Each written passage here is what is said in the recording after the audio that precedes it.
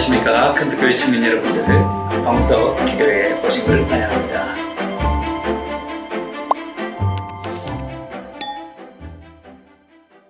큰빛교회 청년 여러분들 안녕하십니까. 방구석 기도회 신학 강좌 시간입니다. 개혁주의 종말론 이제 10번째 시간인데요. 오늘은 시작된 종말론 가운데 성령과 종말론에 관련된 부분을 좀 살펴보도록 하겠습니다.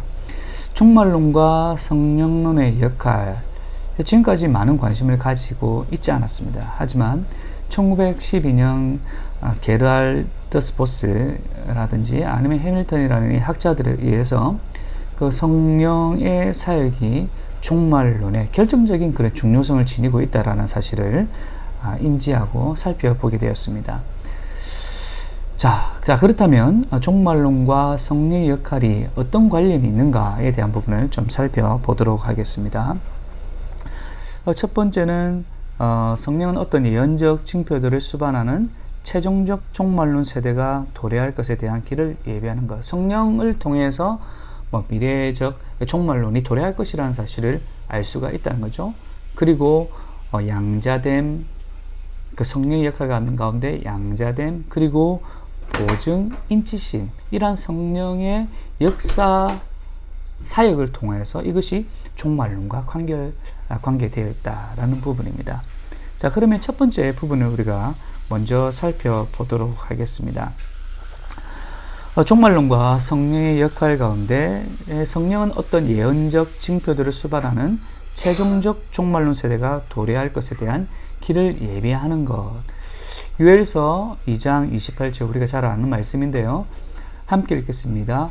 그 후에 내가 내 영을 만민에게 부어주리니 너희 자녀들이 장래일을 말할 것이며 너희 늙은이는 꿈을 꾸며 너희 젊은이는 이상을 볼 것이며.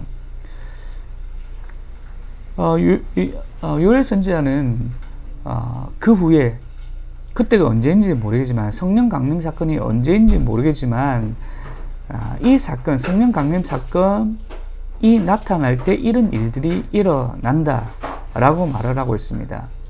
자, 이 말씀을 사도행전에서 베드로 사도는 어떻게 해석을 하고 있는가? 사도행전 2장 17절입니다. 함께 읽겠습니다.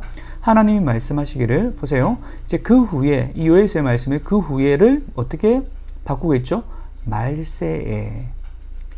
성령이 나타나는 이 현상들이, 성령 강림 사건이 그 후에가 언제? 말세다라는 거죠. 말세에 내가 내 영을 모두 육체에 부어주리니 너희 자녀들은 예언할 것이요 너희 젊은이들은 환상을 보고 너희의 늙은이들은 꿈을 꾼다 라고 말을 하고 있습니다. 베드로 사도는 성령 강림 사건이 말세, 종말을 도래하는 사건이라고 정리하고 있다라는 사실입니다. 자, 그리고 두 번째로 보겠습니다. 종말론과 성령의 역할 가운데 양자됨을 한번 살펴보도록 하겠습니다. 갈라디아서 4장 6절입니다. 너희가 아들이므로 하나님이 그 아들의 영을 우리 마음 가운데 보내사 아빠, 아버지라 부르게 하셨다.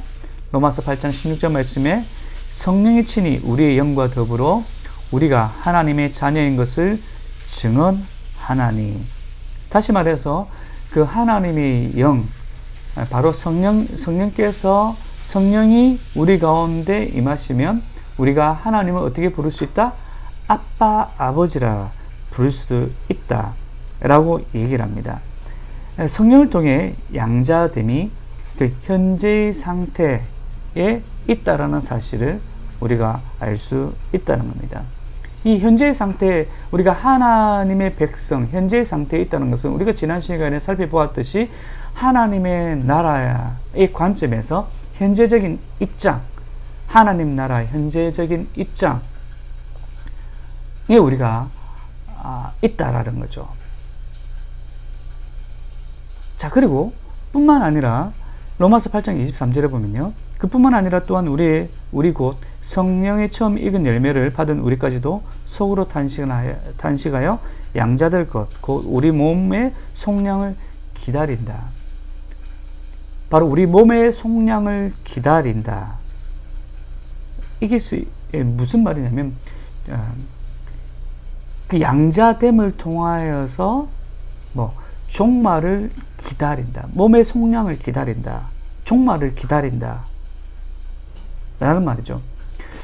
좀 더 쉽게 말하자면 그 속량 구속이라는 말은 노예나 포로를 자유케 하기 위해서 보상금을 지불하고 그 노예나 그리고 포로를 다시 사오는 것을 구속, 속량이라고 얘기합니다. 몸의 속량, 구속이라는 것은 우리 육체가 부활할 때 우리의 모든 육체가 지상적으로 또한 육체적으로 그런 제한성으로부터 자유케 된다라는 거죠. 따라서 그것이 무엇이죠? 성령께서 하시는 그 양자됨은 종국적으로 종말과 밀접한 관계가 있다라는 사실을 알 수가 있답니다. 알 수가 있다는 거죠. 양자됨을 통하여서 성령께서 양자되게 성령께서 우리에게 임하심을 통해서 하나님을 아바 아버지라 부르게 하시고 그 양자됨을 통하여서 종국적으로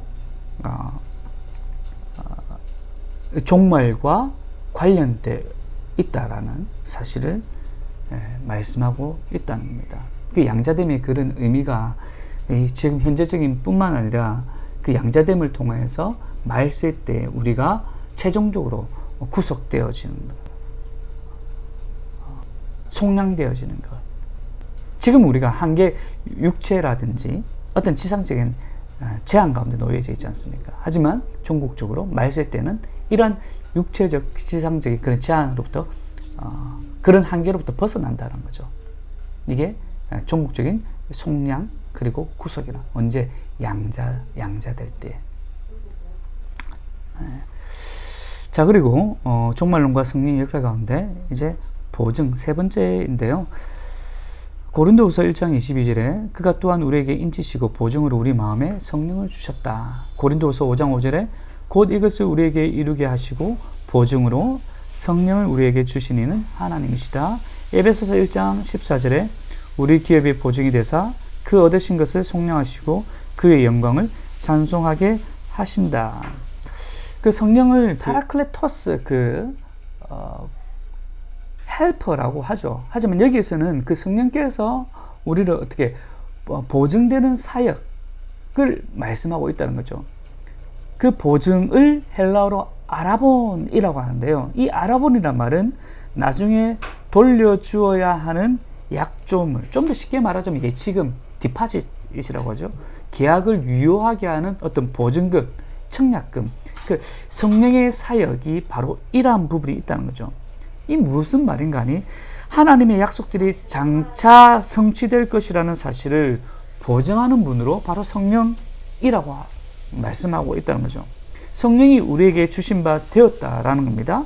신자들이 소유하고 있는 성령은 신자들의 구원의 미래적 완성에 대한 보증이며 약정이라는 사실입니다.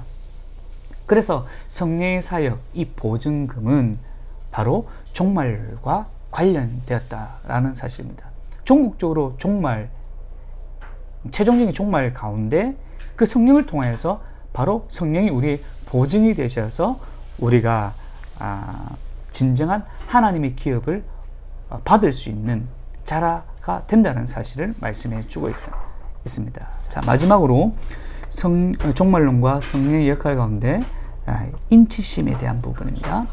에베소서 1장 13절입니다. 그 안에서 너희도 진리의 말씀 곧 너희의 구원의 복음을 듣고 그 안에서 또한 믿어 약속의 성령으로 인치심을 받았으니, 성령을 인으로 우리가 받았다라는 말은 우리가 하나님께 속해져 있다는 것을 확신시켜 주시는 말씀입니다. 이 말은 현재뿐만 아니라 미래에 대한 안전을 내포하는데 그리스도 안에서 최종적으로 하나님의 유업을 얻게 될 것이라는 확실성을 의미하는 바죠. 그때가 언제입니까? 바로 종말할 때, 최종적인 때를 말씀하고 있다는 사실입니다.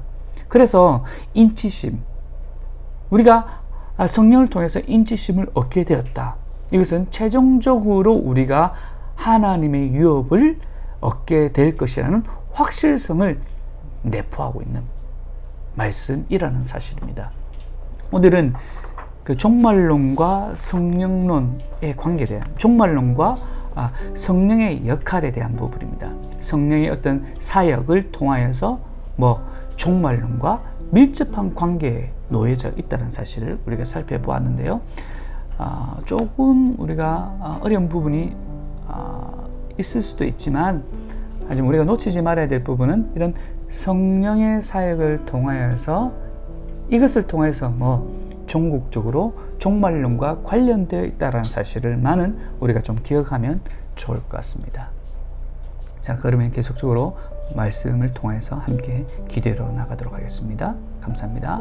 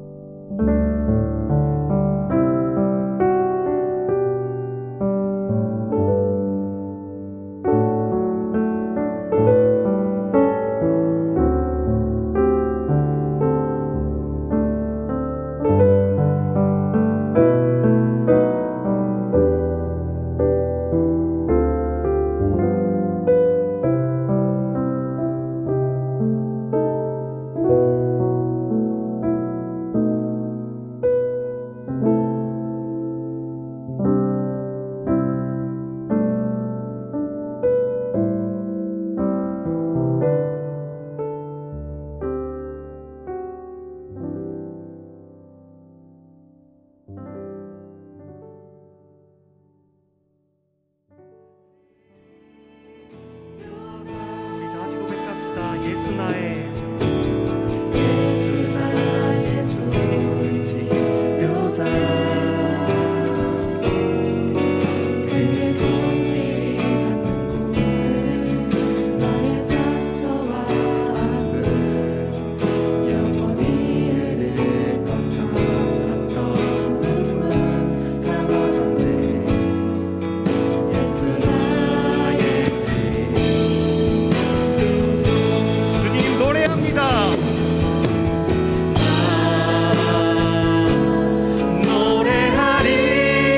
노래하리라. 선한 나를 돌아보신 구세주를 찬양해. 하늘 닿는 곳까지 내 손 들이라. 예수 나의 집. 나 노래하리라. 나 노래하리라. 선한 나를 돌아보신 구세주를 찬양해. 하늘 닿는 곳까지 내 손 들이라. 예수 나의 집. 묘자. 예수 예수.